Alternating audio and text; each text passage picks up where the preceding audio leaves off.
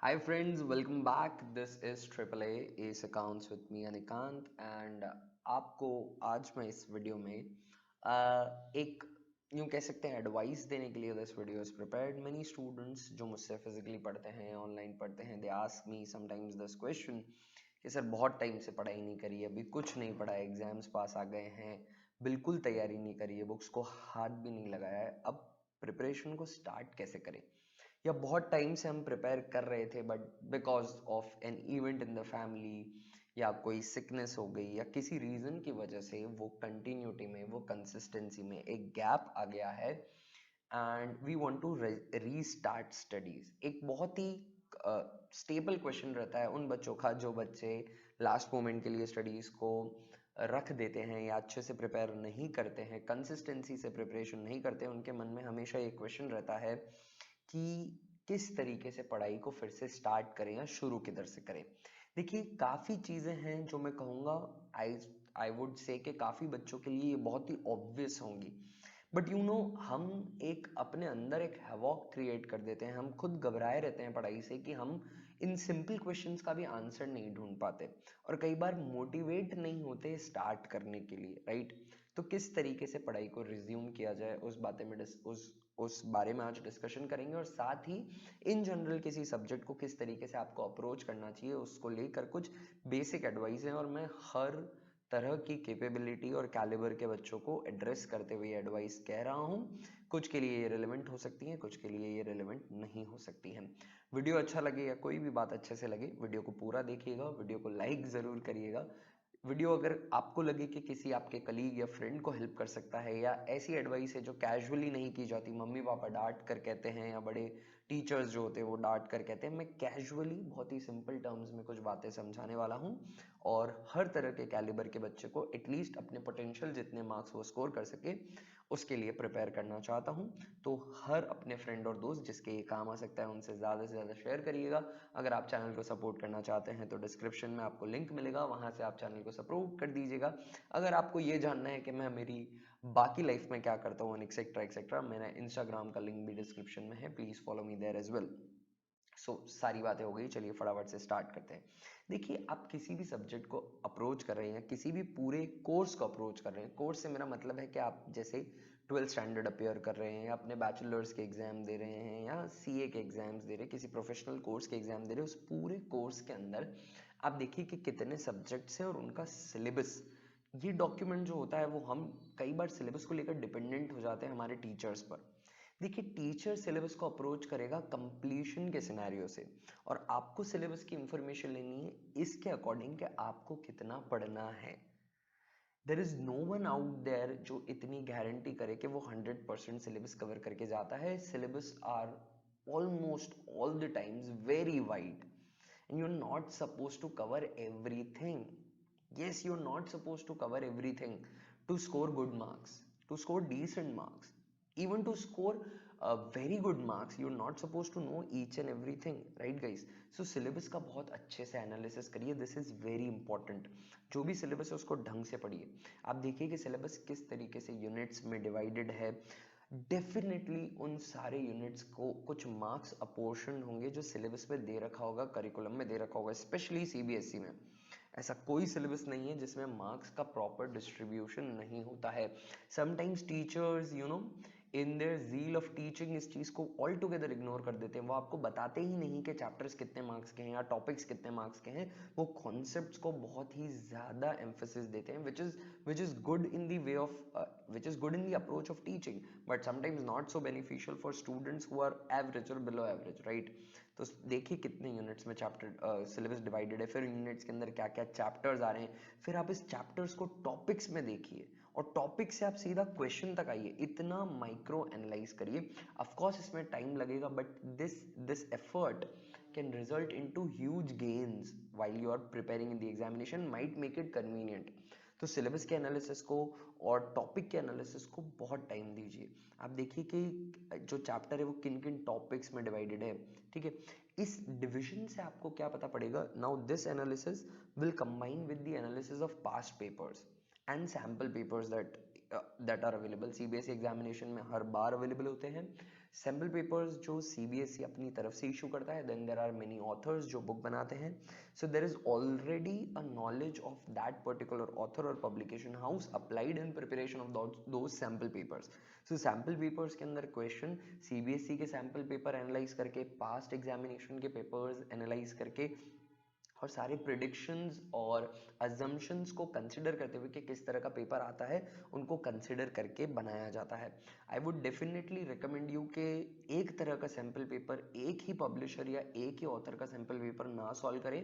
अब variety of sample paper लीजिए, अपने फ्रेंड्स और कलीग्स में मिलकर सारी सैम्पल पेपर बुक्स या रेफरेंस बुक परचेज करिए एंड कीप देम, उसमें एक वैरायटी और डाइवर्सिफिकेशन रखिएगा ताकि आपको हर तरह का एक बेसिक आइडिया मिले।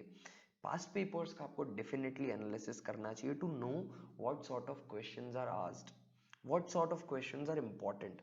समटाइम्स आपको क्या होगा, जो आपने पीछे सिलेबस एनालाइज किया था उसके अंदर आपने देखा था कि कोई पर्टिकुलर टॉपिक है, मे बी वो कोई टॉपिक डिफिकल्ट लग सकता है आपको, मे बी कोई टॉपिक इजी लग सकता है, हो सकता है कि उस टॉपिक पे ज़्यादा क्वेश्चन पूछे जाते हों, तो आप अपनी स्टडी या अपने प्रिपरेशन में उस पर ज़्यादा कॉन्सेंट्रेट करें बजाय किसी और टॉपिक के। देखिए आपको लग रहा होगा कि सर इतनी मेहनत क्या करें, देखिए ये मेहनत आपका एक पूरा टॉपिक हो सकता है कि शायद आप उसको, उसका जो वेटेज है, उसका जो मेरिट है, उसका जो रिलेवेंस है, उसका जो इंपॉर्टेंस है, हो सकता है वो बहुत कम हो जाए और वो टॉपिक पढ़ना ही ना पड़े, है ना। तो it can save you good enough time. कई बार ऐसा होता है कि चैप्टर, हो सकता है कोई चैप्टर जिससे 2 या 3 नंबर के क्वेश्चन आते हो, तो आप ऑल टुगेदर उस चैप्टर को लास्ट प्रायोरिटी पे रख सकते हैं, हो सकता है वो चैप्टर डिफिकल्ट हो, राइट। बट ये बात भी ध्यान रखिएगा कि ज़रूरी नहीं कि इंपॉर्टेंट चैप्टर्स जिनका वेटेज ज़्यादा है, ज़रूरी नहीं कि वो ईजी भी हों, ठीक है ना। तो ऐसा नहीं कि जिसके सबसे ज़्यादा मार्क्स का अपोर्शन है आप उसको डायरेक्टली जंप अप कर ले। I am not talking about subjects जो लीनियरली चलते हैं, है ना। लीनियर सिलेबस चलेगा से मेरा मतलब है कि ऐसे टॉपिक्स जिनको आपको स्टार्ट टू एंड ही पढ़ना पड़ेगा, you can not pick topics from between या chapters from between. But in cases of theory subject से एंटरप्रेन्योरशिप, बिजनेस स्टडीज, इन सब्जेक्ट्स में क्या होता है कि you can pick any chapter from in between और आप उस चैप्टर को पहले प्रिपेयर कर सकते हैं, पहले पढ़ सकते हैं, क्योंकि उससे ज़्यादा कंटेंट आने के चांसेस है। बट अगर कोई चैप्टर डिफिकल्ट है और उसके मार्क्स ज़्यादा हैं, तो 10 नंबर का एक बड़ा चैप्टर छोड़कर आप 2-2 या 3-3 नंबर के कोई छोटे चैप्टर्स भी पकड़ सकते हैं, है ना, जस्ट एज एन एग्जाम्पल, क्योंकि वो चैप्टर्स मेहनत कम मांगेंगे और उनसे क्वेश्चंस भी ज़्यादा प्रिडिक्टेबल हो सकते हैं। विश्वास मानिए, एक बार एनालिसिस करके देखिए सैम्पल पेपर्स का, you would be able to predict much of the paper yourself. You do not need any advice or any expert opinion or teachers guesswork. आप खुद प्रिपेयर कर पाएंगे। You have to dedicate good and decent amount of time और content collection करना पड़ेगा, और आजकल content collection you know how easy it is. तो पास्ट पेपर को एनालाइज करिए, सैम्पल पेपर्स का एनालाइज करिए, देखिए किस तरह के क्वेश्चन पूछे जाते हैं, कौन से टॉपिक्स इंपॉर्टेंट हैं, है ना, मार्क्स का कंसंट्रेशन पर्टिकुलर किस टॉपिक पे रहता है, उससे आपको एक जो, एक तो ओरिजिनल सिलेबस है और एक आपका माइक्रो सिलेबस इसके साथ साथ प्रिपेयर होता रहेगा रैंकिंग के ऑर्डर में, कि क्या रैंक ऊपर करता है, क्या रैंक नीचे करता है। देखिए दोस्तों, if this is the whole syllabus, you are just suppose to prepare this much and this much and this much. आपको पैचेस में प्रिपेयर करना है, पूरा सिलेबस प्रिपेयर करना ही नहीं, ये पैचेस में प्रिपेयर करना है, क्योंकि लास्ट मोमेंट की स्टडीज पे अगर आ गए हैं और आप रिज्यूम करना चाह रहे हैं अपनी प्रीवियस प्रिपरेशन को, तो गियर अप करने पे ये बहुत हेल्प करेगा। और थोड़ा थोड़ा अगर, और ऐसा है कि हर टॉपिक से क्वेश्चंस आते हैं और टॉपिक्स डिफिकल्ट है, तो एवरेज आउट कर दीजिए, राइट। एवरेज आउट करने से मेरा मतलब है कि 100% अप्रोच पे, 100% एफिशिएंसी पे किसी भी चैप्टर को मत पढ़िए, थोड़ा थोड़ा सब पढ़ दीजिए। घबरा कर किसी चैप्टर से डर कर पूरा चैप्टर मत छोड़ दीजिएगा। हो सकता है उस चैप्टर से कोई इजी क्वेश्चन आ जाए, हो सकता है कोई ऐसा क्वेश्चन आ जाए जिसको आप कंप्लीटली तो करेक्ट नहीं कर पाते, बट हो सकता है थोड़ा बहुत सही कर पाए, या जो आप पढ़ के जाए वैसे ही क्वेश्चन आ जाए, यू नेवर नो, राइट। तो उस चैप्टर को भी टाइम दीजिएगा, ऑल टुगेदर बिल्कुल रिजेक्ट मत कर दीजिएगा।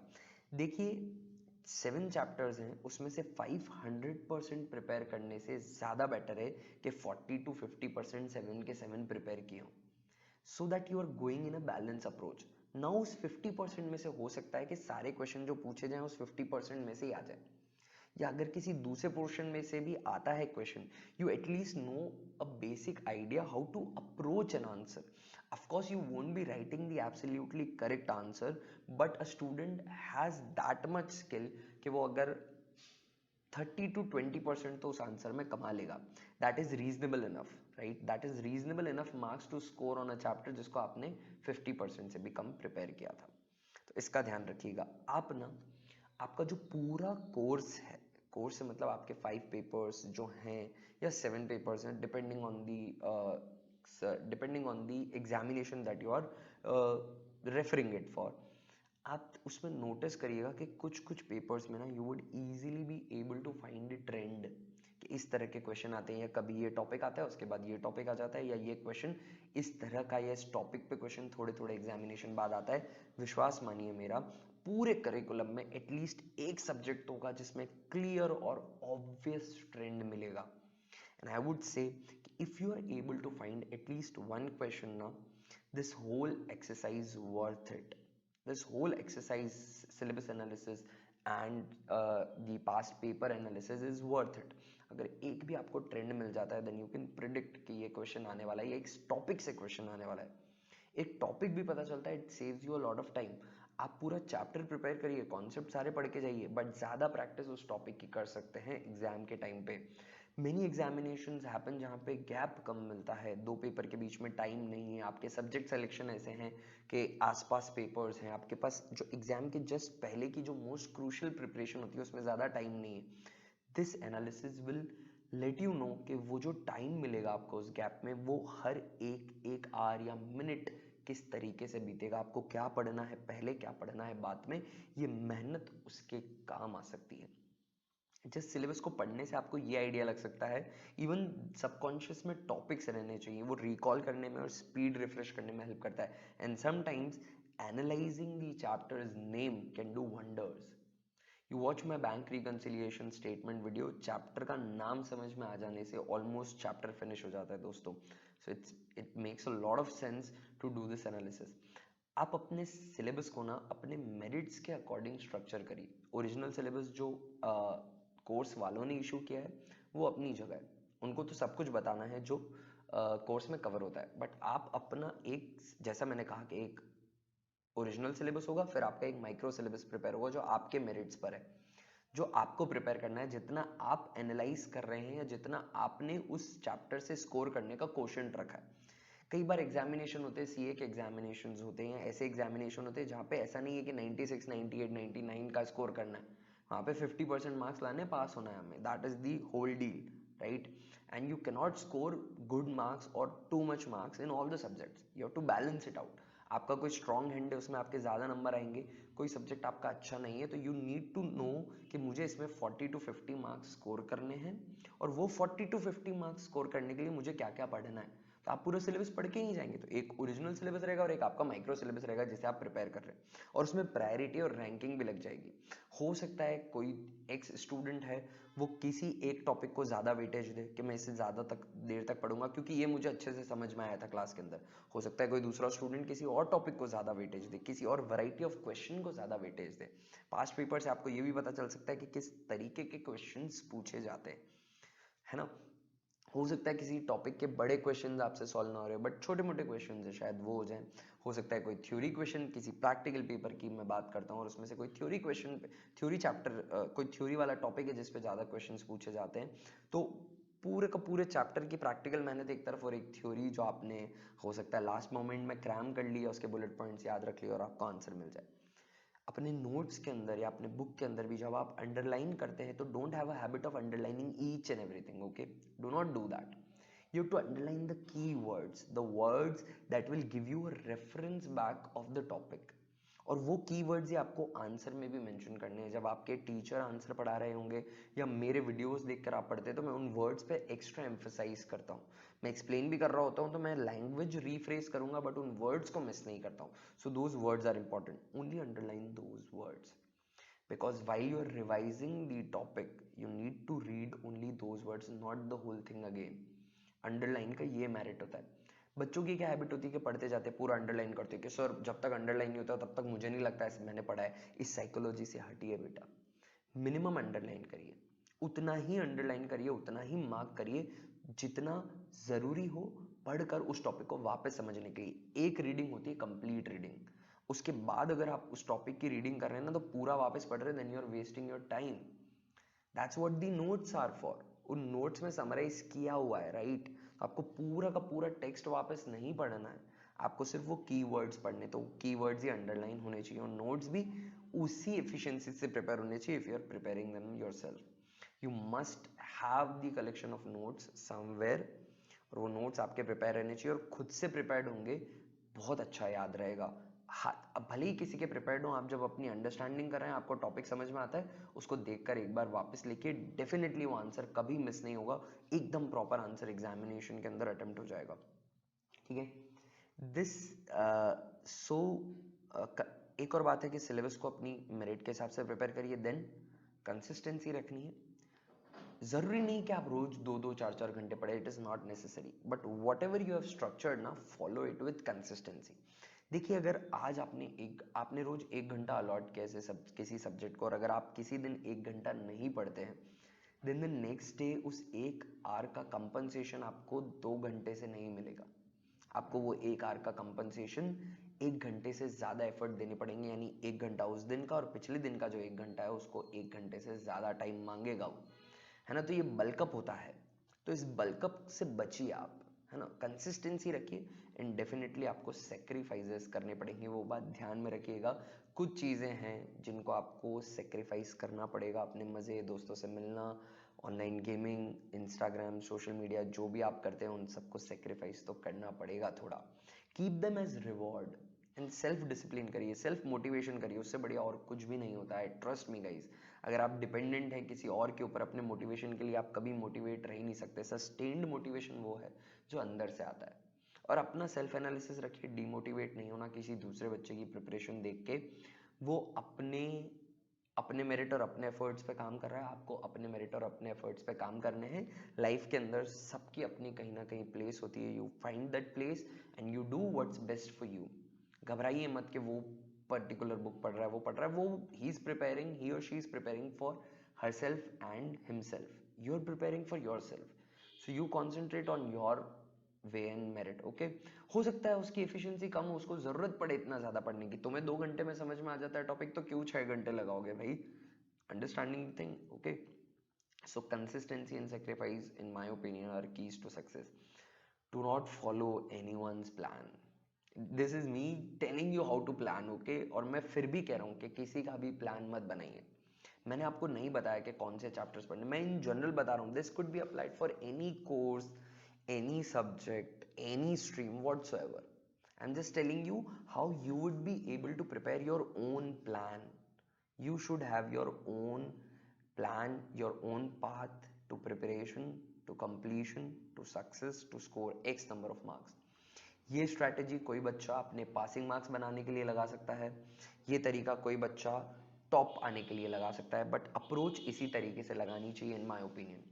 आपकी जो अप्रोच रहेगी वो ऐसी होनी चाहिए। आप ऐसा नहीं है कि किसी एक्स का प्लान उठा लिया और उसको एज इट इज फॉलो कर लिया, उसने अपने कागज पे प्रिपेयर कर रखा है और आप क्या कर रहे हैं, उसका कागज उठाकर एज इट इज अप्लाई कर रहे हैं। That is very wrong, that is very wrong, वो नहीं करना चाहिए, क्योंकि उसने अपने लिए प्रिपेयर किया, उसका स्ट्रॉन्ग हैंड, उसका वीक पॉइंट, उसकी पास्ट प्रिपरेशन, उसकी प्रैक्टिस सब अलग है आपसे। So you have to follow your own plan, make your own plan, cannot more emphasise this. One more thing, all papers are not equally difficult. I would honestly say I teach accountancy, I teach entrepreneurship, I teach many other subjects. I would honestly say entrepreneurship and accountancy are not comparable subjects. Accountancy is way more difficult, demands way more practice in comparison to entrepreneurship, right? But they worth the same marks in the examination. Marks दोनों के 100 ही हैं। तो ऐसा नहीं कि accounts को उसकी requirement से ज़्यादा टाइम दे रहे हैं आप, और एंटरप्रेन्योरशिप को पराया कर रखा है ना? जो इजी सब्जेक्ट जिन्हें हम मानते हैं उनको पराया मत करिए, कई बार उनमें आप मार्क्स गवा देते हैं बच्चों। या हो सकता है कि यहाँ पे आप 1 नंबर कमाने के लिए, एक एक्स्ट्रा नंबर कमाने के लिए बहुत मेहनत किए जा रहे हैं, और यहाँ पे थोड़ी सी मेहनत करके आपको 4, 5 या 6 नंबर एक्स्ट्रा मिल सकते हैं। ये बात ध्यान रखिएगा। So every subject is of same value. उसको तैयारी करते वक्त इस बात का ध्यान रखिए कि मार्क्स बराबर है, बट मैं ऐसा नहीं कह रहा हूं कहीं पे भी आपको प्रिपरेशन में इक्विवेलेंट टाइम देना है। कुछ सब्जेक्ट्स को टाइम कम देना है, कुछ को ज्यादा देना है, but do not forget every subject worth the same number of marks. So preparation उनकी जो होगी, उनके लिए जो तैयारी की जाएगी वो उन नंबरों के लिए की जाएगी, ना कि आप सब्जेक्ट को एकदम पराया छोड़ दें। 100 नंबर उसके भी हैं, वहां पे भी आपको मार्क्स कमाने हैं, right. Do not give up because it's too late, it happens to the best of them. ये अच्छे पढ़ने वाले बच्चे या स्कॉलर्स भी, they do not, they sometimes not would not honestly confess in front of yourself, but हर समय long term पे एक जैसी प्रिपरेशन नहीं होती और करनी भी नहीं चाहिए। अप्स एंड डाउन्स आते, that is part of life, ठीक है। तो घबराइए मत, it's never too late to start, ठीक है। आप ऐसे सोचे कि अब तो बहुत हो गया, आप क्या ही कर लेंगे, ऐसा कहीं पर भी नहीं है कि नहीं कर सकते। समटाइम्स एक दिन की स्टडी, कुछ आवर्स की स्टडी, कोई एक अच्छा सा टॉपिक आप पढ़ के गए, can do wonders in your examination. Give up करने से तो कुछ मिलेगा ही नहीं ना। Do not fail your self, let the examiner fail you. Even if you're sure of failing, right, still go and do the best you can, ठीक है। बिना प्रिपरेशन के भी पेपर दे के आओ यार, और देखो कि कितना स्कोर करते हैं। बिना प्रिपरेशन के मान लो 10 या 12 नंबर भी आए, तो सोचो प्रिपरेशन से कितने आ जाएंगे, लास्ट मोमेंट की प्रिपरेशन से आ गए। तो ऐसा नहीं सोचना है कि लेट हो गया, क्योंकि ऐसा सोचोगे तो कभी स्टार्ट ही नहीं हो पाएगा, ठीक है ना। कल पेपर है, आज बैठो, 4 टॉपिक भी अभी पढ़े जो मेन एग्जामिनेशन में शायद काम आ जाए, ठीक है ना। तो पढ़ाई मेरे हिसाब से, learning is never an exercise in vain. If you are learning, it will somewhere or the other way will give you, you will definitely reap benefits out of it. You will definitely, यहाँ नहीं तो कहीं और, but काम जरूर आती है। So preparation start कर दीजिए, सिलेबस उठाइए, नोट्स उठाइए, कोर्सेज उठाइए, कंटेंट की कहीं कमी नहीं है, you have abundance of it, it's just you need to do intent, consistency रखिए, मेक सम सेक्रीफाइसेस, क्योंकि रिजल्ट जो हैं वो डेफिनेटली लाइफ के अंदर काम आने वाले हैं, आप ही को बेनिफिट करने वाले हैं। और अभी की preparation can save you lots of hard work and you know grim days in future. So it's better to work right now, है ना। ये सबसे पढ़ लेना इज द इजीएस्ट वे, आगे सब डिफिकल्ट है इससे, ठीक है। ट्रस्ट मी ऑन दिस, पढ़ लीजिए, बहुत ही अच्छा रहेगा।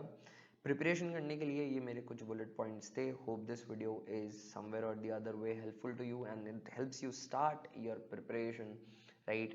And if you have found any merit in this video, please do like the video, share करिए, सब्सक्राइब वाला बटन दबा दीजिए अगर अभी तक नहीं दबाया, बेल आइकन दबाइए ताकि वीडियो के नोटिफिकेशन आते रहें। If you have any suggestions for the channel, any suggestions for the type of videos that I can make, I have a huge bandwidth of portfolio and I'll make best efforts to make videos. If it is on a topic or a concept, it would be much better because उसमें क्या होता है कि एक बहुत बड़ा broad scenario नहीं मिलता।